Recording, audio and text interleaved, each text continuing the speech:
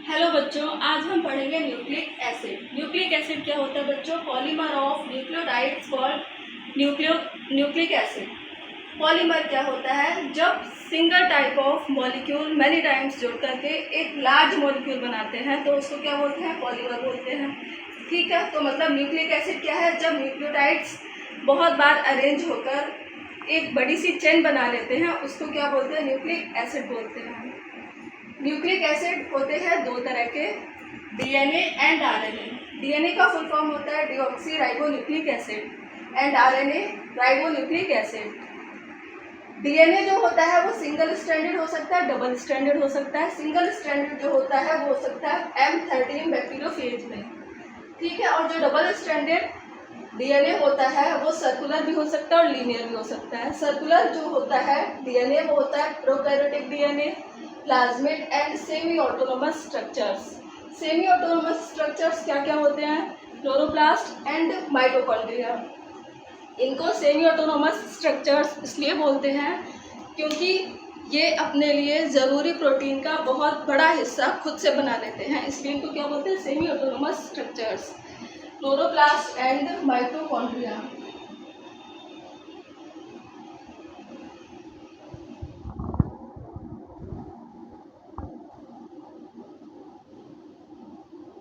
ठीक है, और जो लीनियर डीएनए होता है वो होता है यूकैरियोटिक डीएनए, जो हमारी सेल में पाया जाता है, हमारी सेल के न्यूक्लियस में पाया जाता है, उसको क्या बोलते हैं?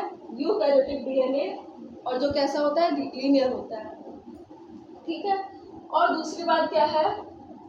जो आरएनए होता है ये जेनेटिक भी हो सकता है, नॉन जेनेटिक भी हो सकता है। जेनेटिक का मतलब होता है ऐसा आरएनए जो जेनेटिक कैरेक्टर्स को इनहेरिटेंस करें, जो जेनेटिक कैरेक्टर्स एक जनरेशन से दूसरी जनरेशन में ले जाए, वो क्या होता है? जेनेटिक आरएनए होता है। ये जो होता है रियो वायरस हो सकता है, बॉर्न ट्यूमर वायरस हो सकता है और टीएमवी वायरस में जेनेटिक आरएनए पाया जाता है। और उसके बाद जो नॉन जेनेटिक आरएनए जो हमारे अंदर पाया जाता है ये होता है mRNA, rRNA and tRNA, messenger RNA, ribosomal RNA and transfer RNA, ठीक है। और कंपोनेंट्स ऑफ न्यूक्लिक एसिड क्या होते हैं? न्यूक्लिक एसिड तीन चीज़ों से मिलकर बना होते हैं, nitrogenous base, pentose sugar and phosphoric acid. अगर नाइट्रोजनस बेस और पेंटोज शुगर खाली मिलेंगे तो क्या बनेगा? न्यूक्लियोसाइड बनेगा। इसको क्या बोलते हैं? अगर केवल लिखना रहेगा तो इसको क्या बोलेंगे? न्यूक्लियोसाइड। और अगर ये तीनों मिलेंगे तो ये मिलकर के क्या बनाएंगे? न्यूक्लियोटाइड।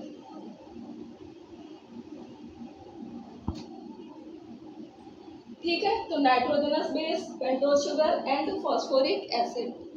नाइट्रोजनस बेस जो होते हैं वो दो तरह के हो सकते हैं, एक होता है प्यूरिन, एक होता है पिरिमिडीन। प्यूरिन जो होते हैं वो एडेनिन, गुआनिन होते हैं और जो पिरिमिडीन होते हैं वो थायमिन, साइटोसिन एंड यूरेसिल होते हैं।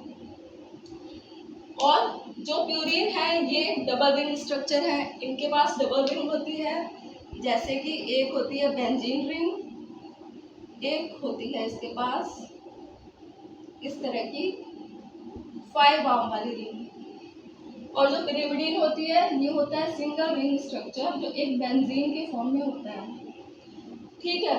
डबल रिंग स्ट्रक्चर है, ये सिंगल रिंग स्ट्रक्चर है।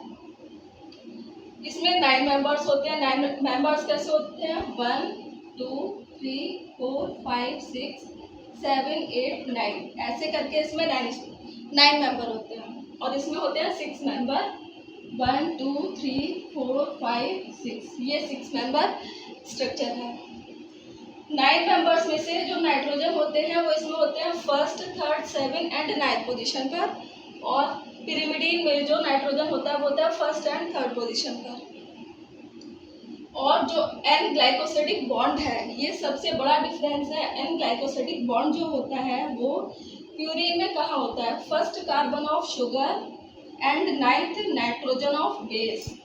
जो शुगर का ये जो शुगर है इसके फर्स्ट कार्बन पर जो यहाँ पर होगा, इसके फर्स्ट कार्बन और इसके 9th नाइट्रोजन के बीच में जो होता है बॉन्ड उसको क्या बोलते हैं? एन ग्लाइकोसिडिक बॉन्ड, ठीक है।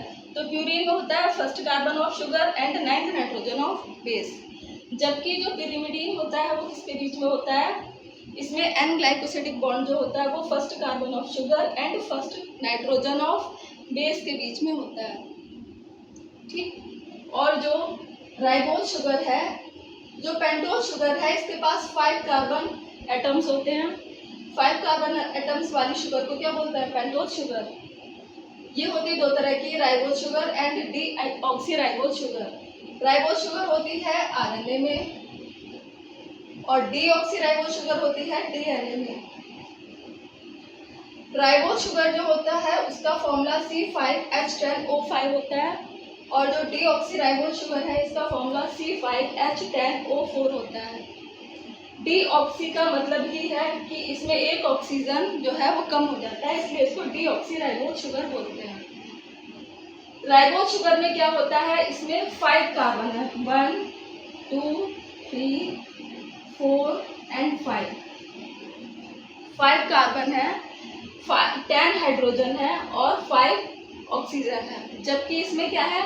5 कार्बन है, 1 2 3 4 5 एंड ऑक्सीजन जो है वो सेकेंड कार्बन एटम पर कम हो जाता है, इसलिए इसको क्या बोलते हैं? डीऑक्सी राइबोज शुगर बोलते हैं। इसके बाद रह गया इसमें phosphoric acid.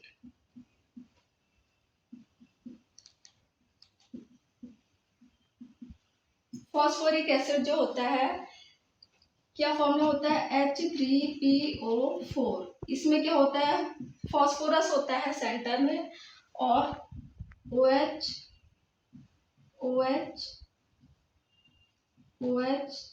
Double bond O,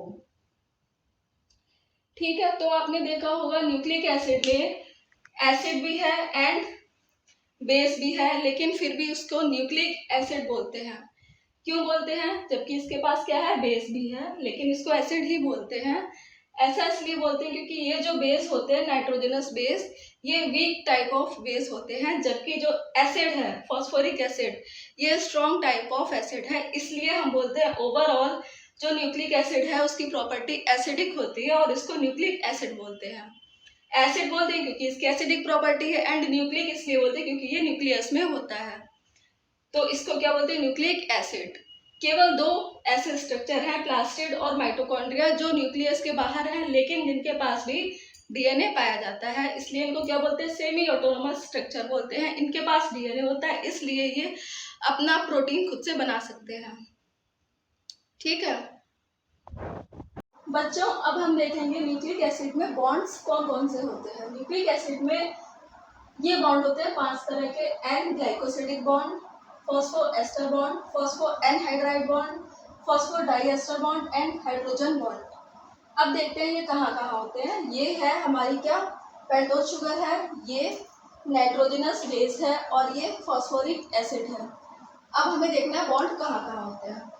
तो जो एन ग्लाइकोसिडिक बॉन्ड होता है ये कहाँ होता है? Between nitrogenous base and pentose sugar. Between nitrogenous base and pentose sugar N glycosidic bond is awkward, okay. उसके बाद हम देखते हैं फॉस्फोएस्टर बॉन्ड कहाँ होता है। फॉस्फोएस्टर बॉन्ड जो होता है ये हमारी पेंटोज शुगर और first number of phosphoric acid के बीच में जो बॉन्ड है उसको क्या बोलते हैं? फॉस्फोएस्टर बॉन्ड बोलते हैं, ठीक है। फॉस्फोएस्टर जो बॉन्ड होते हैं ये first number of phosphoric acid के ही साथ पाए जाएंगे। उसके बाद अगर फॉस्फोरिक एसिड जुड़े हुए हैं तो वो जो बॉन्ड होंगे वो कहलाएंगे फॉस्फो एनहाइड्राइड बॉन्ड।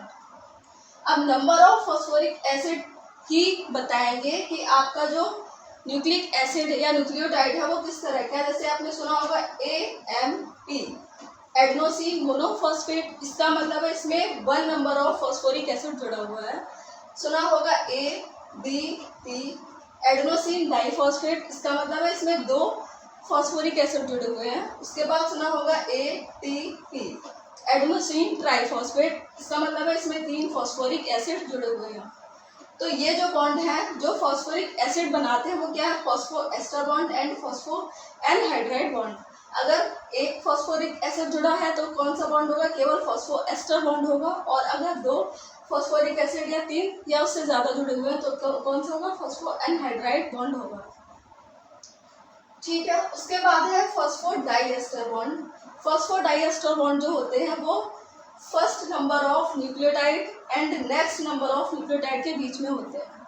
ठीक है, ये होते कैसे हैं? फर्स्ट नंबर ऑफ न्यूक्लियोटाइड का जो थर्ड कार्बन एटम होता है, फर्स्ट नंबर ऑफ न्यूक्लियोटाइड की पेंटोज शुगर का जो थर्ड नंबर ऑफ कार्बन होता है वो नेक्स्ट न्यूक्लियोटाइड के पेंटोज शुगर के फिफ्थ नंबर ऑफ कार्बन के साथ जुड़ करके क्या बनाता है? Phosphodiester bond.